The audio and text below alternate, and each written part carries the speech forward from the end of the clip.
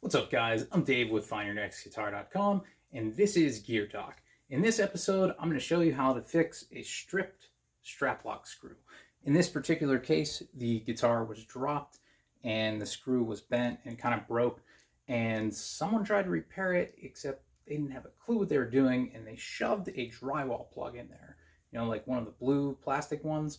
Now, that's not like the worst thing that you could possibly do, but it didn't work, and the screw stripped out again, and now it needs to be fixed properly, but the drywall plug's stuck inside there, so I've actually got to drill a hole into this.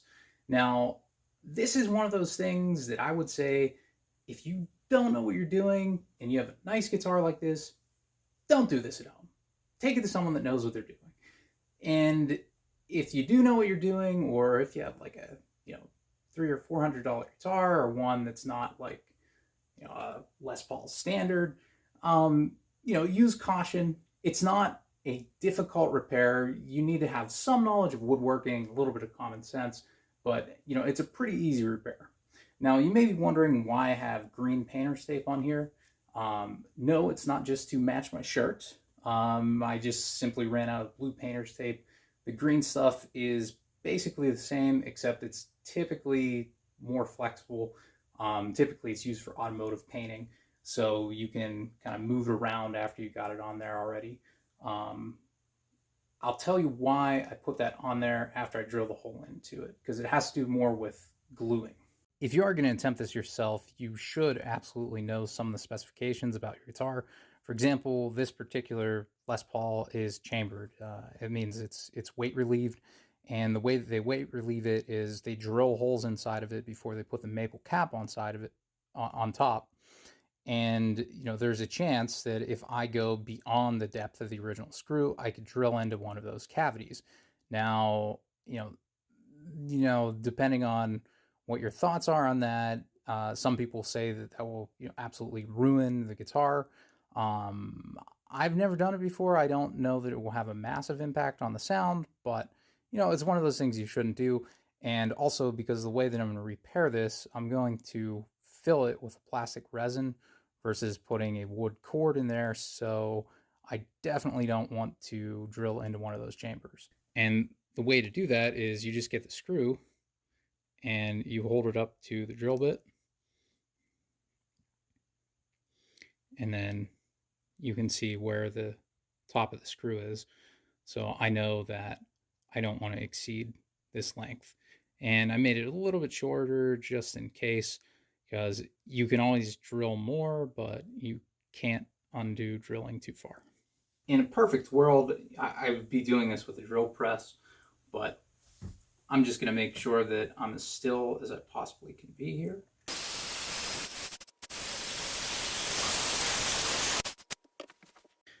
Since I don't want to make the hole any bigger than it already is, I'm going to try and get the rest of the plastic drywall plug out there with some needle nose pliers and some, basically like a dentist's hole.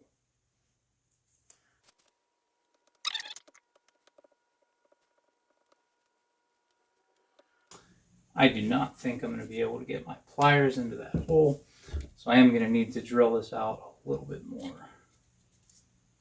Part of the reason I have the tape is just to prevent any other extra scratching on the finish outside of where the hole is.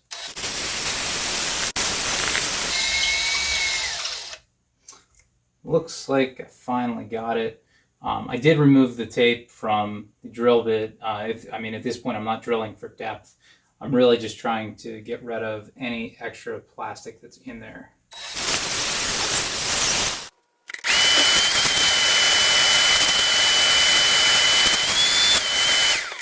So at this point, I'm pretty happy with this hole.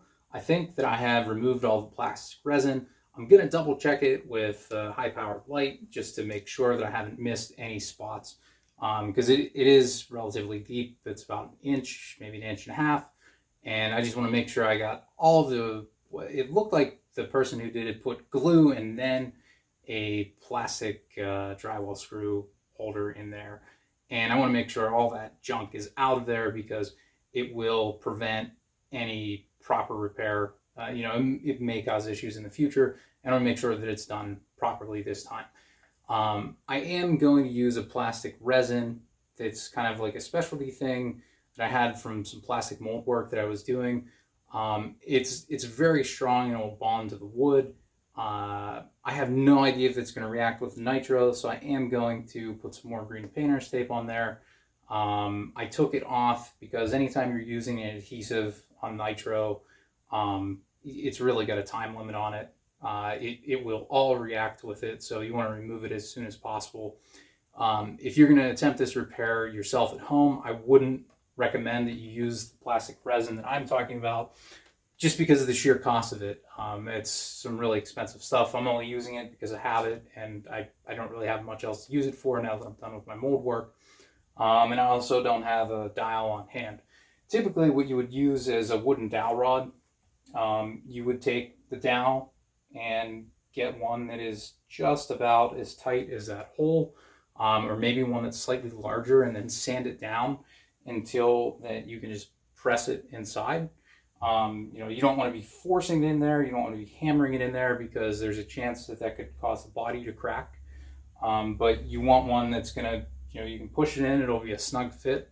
And then what you would do is port that with the drill. So pre-drill the hole and then go ahead and put your screw in there. You typically don't want to use glue for something like this, because if you ever need to get that out and use something like Franklin Titebond, it's in there permanently. You're gonna have to drill it out like I did with this, and I don't want to have that issue again. If you feel the need to glue it, you could use like a little dot of super glue. That would at least make it so if you needed to get it out of there, you could break the super glue bond. You knew that fairly easily, and that would hopefully prevent you from having to re-drill out that hole if you ever needed to do the repair again. But typically the best case scenario is you're just going to use static force and a dowel rod and just make sure that it's a snug fit. I'm using the resin because I don't have a dowel, as well as this is at an angle and I want to keep as much as the original wood as possible. So now I'm going to go ahead and show you what that resin is and how it works. So this is Polytech's Easy Flow 60. It's a 1-to-1 AB mix by volume. It's a fairly straightforward, easy mix. It's got a similar hardness to what wood is, maybe a little bit softer, maybe a little bit harder. You could look up the exact specifications on Polytech's website. I'm sure you could find them. But I really think that it's perfect for this project, and I've used it to repair other guitars before.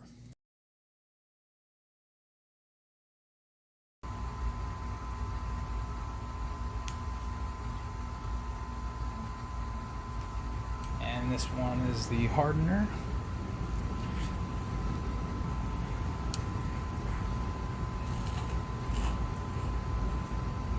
The lid was on there pretty good.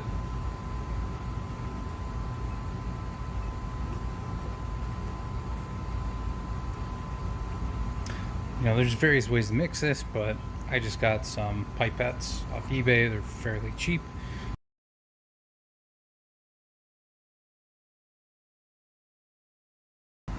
Common sense would tell you to use a different pipette for the other mixture. If I would take that one and put it into the B mixture, it would pretty much just harden instantly, and that would definitely create a problem.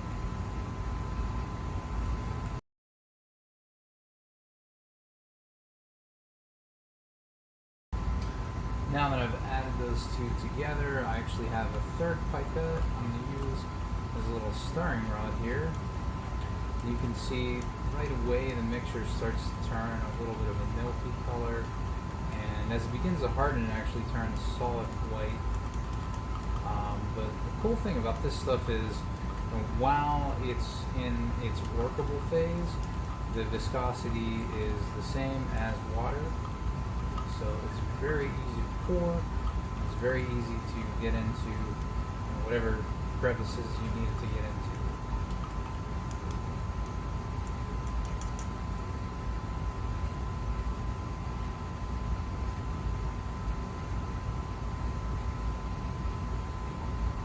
Make sure I keep my mixing one separate from the B mixture, just in case I need to use a little bit more.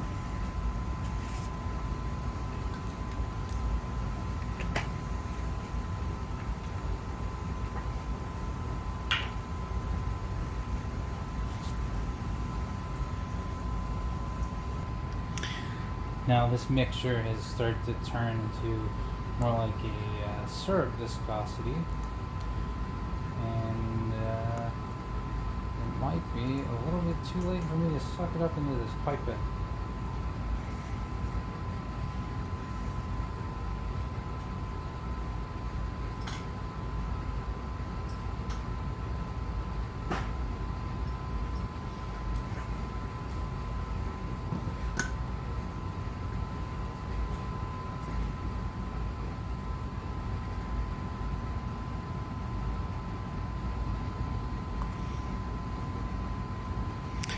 Yep, that's already started to set. I waited a little bit too long. Unfortunately, I forgot to tape off my Les Paul before I mixed these together. And you can see with the 2-minute set time here how this stuff works. So, if you wanted to see that, it's pretty cool to watch it in real time.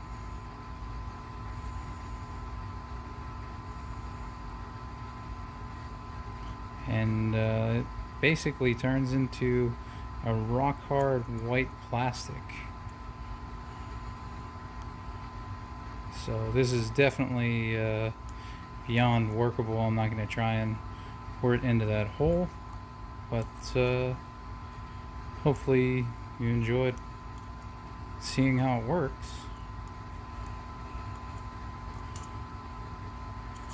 But at least it's entertaining to see how this stuff works.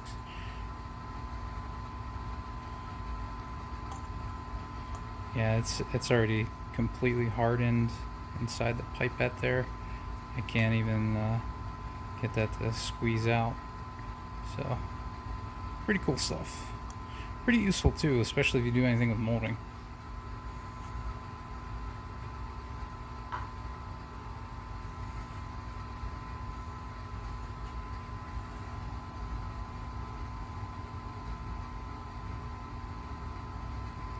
Well, I'm going to give this one more shot with the 8B mixture here. This is really actually way beyond what I need for that hole. That's the beauty of that stuff is if you're trying to fill like a small screw hole or something, this stuff goes a very long way.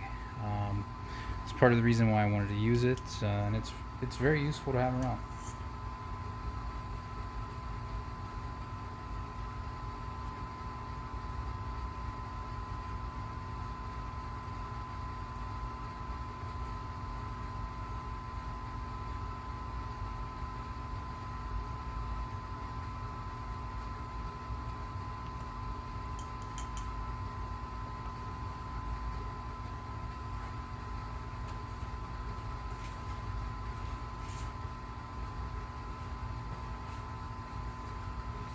Now what I should have done with this the first time is, after I mixed it and it started to turn the milky white color, as you can see there, it's not completely clear anymore. What I should have done was sucked it up into the pipette. Because I've got about 45 seconds or so to try and pour it into that hole. And then I'm just going to have to hang on to the guitar so it doesn't spill out or get on the finish anywhere, which is why I've taped it off with the green painter's tape. So I would say that that's a pretty good mixture. It's almost clear, and it's a little deceptive. So I'm just going to keep this in the pipette and go ahead and grab my guitar.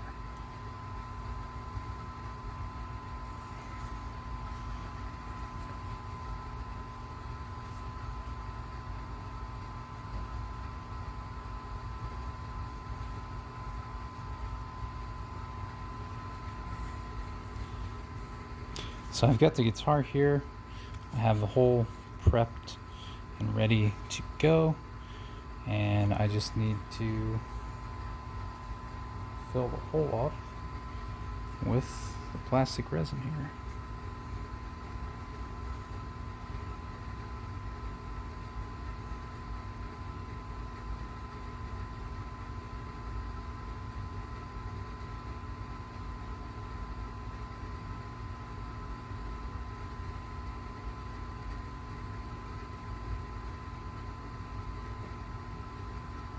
do want to be careful not to overfill it, because this stuff can expand a little bit.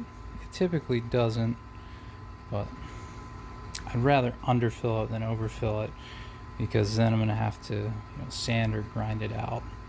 So I'm just going to hang on to this until it hardens.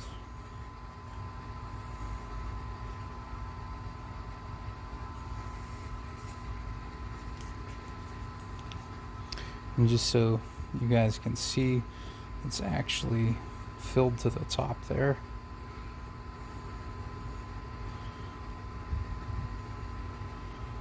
It's just clear.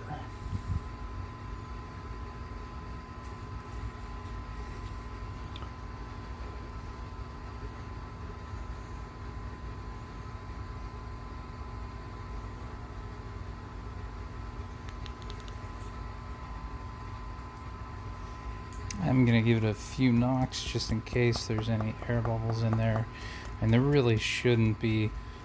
This stuff is pretty good with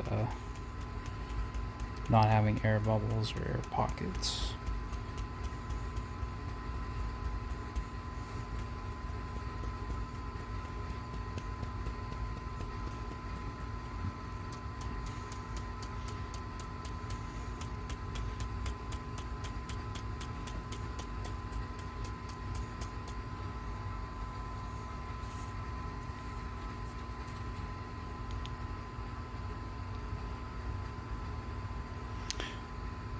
Oh, you can see that it's starting to turn that milky white color now.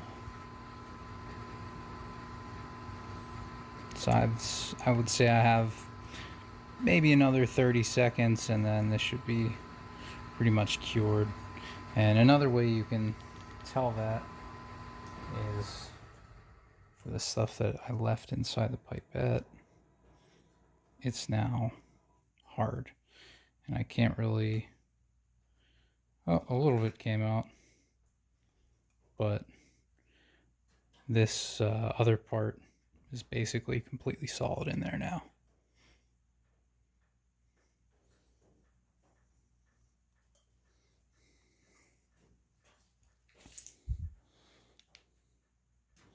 Oh, and there you go. Now it's white. So I can let this go. Now I don't have to continue to hold it like this. I can just flip it over.